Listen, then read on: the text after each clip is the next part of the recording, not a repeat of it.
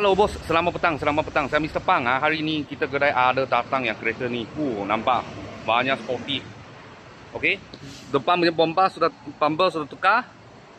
Yang punya sarung depan pun tukar. Okey, tahun 2021.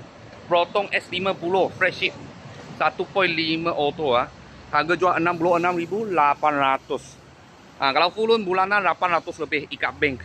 Sekarang interest murah. Boleh nampak dia spotlight ada 5 biji. Tapi ini warna tadi saya cek, ini bukan spray. Ini wrapping wrapping stiker. Okey, boleh nampak dia punya tayar coordinated besar-besar, sport rim besar tukar, clipper pun ada Brembo. Tapi tak tahu ori ke tak ori lah. Ini saya tak pandai tengok. Okey, lepas tu belakang besar sekali belakang dia display pun besar. Lepas tu letak dua. Ini tak tahu berapa port lah. Ini 4 port, lepas tu tambah lagi satu. Okey. Tepi punya side skirt dia spray leh. Dia bukan wrapping.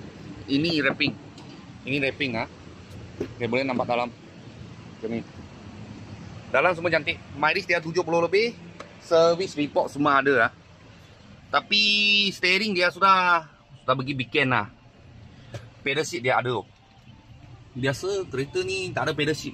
Tak tahu ada function, tak ada function Tapi boleh nampak tak ada celah. Dia banyak jaga dia punya kereta. Dalam warna putih. Boleh nampak. Ini wrapping stiker saja. Belakang macam ni. Cantik. Ada sunroof lah. Fresh sheet memang sunroof. Ada sunroof punya. Ini memang warna asal lah. Okay, belakang ada spoiler Ada spoiler fiber. Okey, lepas tu lampu belakang pun banyak sporty. Kita tengok dalam dia steering macam mana. Dia steering ini mungkin bagi buat. Ini bagi buat. Lepas tu spray lah. Atau ini carbon fiber. Lepas tu ada pedal seat, mileage dia 78,000. Servis kat sini.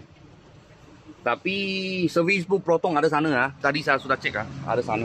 Kereta ni kalau owner jaga macam ni biasa tak perlu risau apalah. Dia banyak jaga dia punya kereta. Okey, tahun 2021 Proton S50 fresh sheet spec 1.5 turbo Harga jual 66,800. Kalau full loan bulanan 800 lebih. Kalau bos minat, cepat kontak saya, datang saya punya kedai. Kalau ada apa murah-murah kita, saya akan video lagi. Thank you bos thank you.